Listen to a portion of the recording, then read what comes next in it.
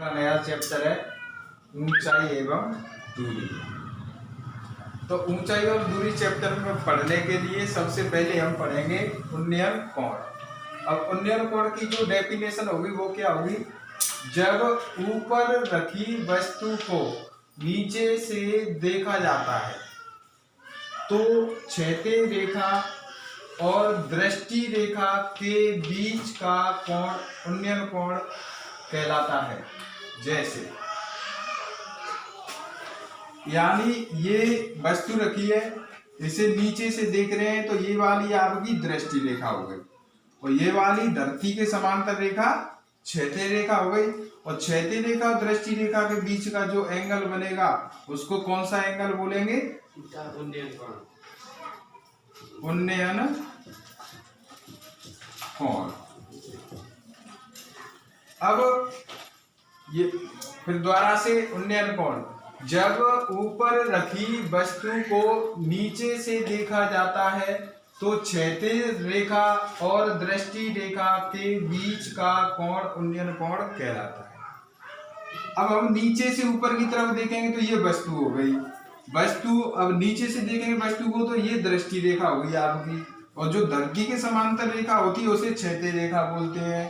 तो क्षैतिज रेखा और दृष्टि रेखा के बीच का जो एंगल होगा वो उन्नयन कोण कहलाएगा।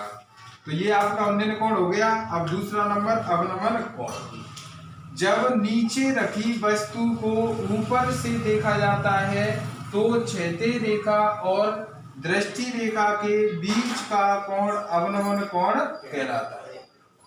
जैसे नंबर 2 चित्र, इसमें नीचे वस्तु रखी है, वस्तु को ऊपर से देख रहे हैं तो हमें जिस जगह से वस्तु को देखेंगे उस पे से हमें क्षैतिज रेखा खींचनी पड़ेगी। तो ये क्षैतिज रेखा, ये दृष्टि रेखा, तो क्षैतिज रेखा और दृष्टि रेखा के बीच का एंगल अवनमन कोण। अब क्षैतिज रेखा क्या होगी? क्षैतिज रेखा उस जगह से पृथ्वी या धरती के समांतर रेखा खींचते हैं जिस जगह से वस्तु को देखते हैं। नोट, सभी क्षैतिज रेखाएं आपस में समांतर होती हैं। अब पढ़ेंगे हम एकांतर कोण। अब क्या पढ़ेंगे? एकांतर कोण।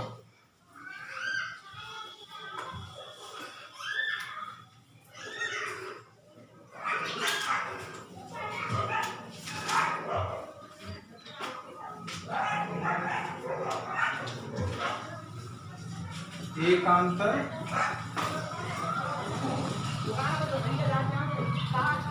जब दो समांतर रेखाओं को एक तिर्यक छेदी रेखा प्रतिच्छेद करती है तो जेड की आकृति में बने कोण एकांतर कोण कहलाते हैं। जैसे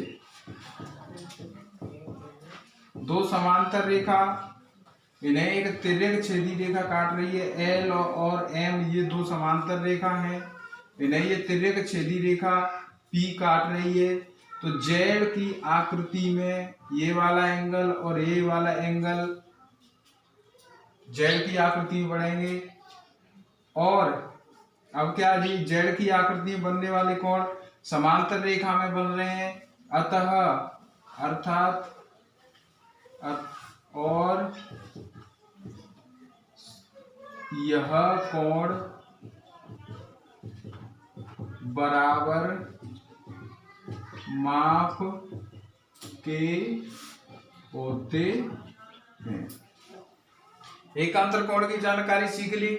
एकांतर कोण का यूज अब हम करेंगे अवनमन कोण में। एकांतर कोण का यूज किस में करेंगे? अवनमन कोण में। तो अवनमन कोण में किस तरह से यूज करेंगे? देखो, ये तो हमारी दृष्टि रेखा हो गई, ये वस्तु है, और यहां से हम दृष्टि रेखा, ये दृष्टि रेखा, तो यहां से हमें क्षैतिज रेखा खींचनी पड़ेगी, ये क्षैतिज रेखा। तो इस वस्तु पे से भी हम क्या खींच लेंगे? एक क्षैतिज रेखा।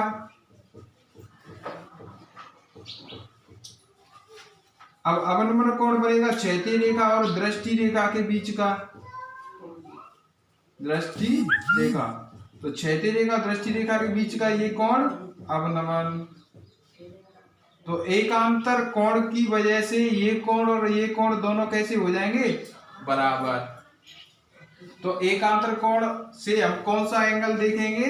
अवनमन कोण।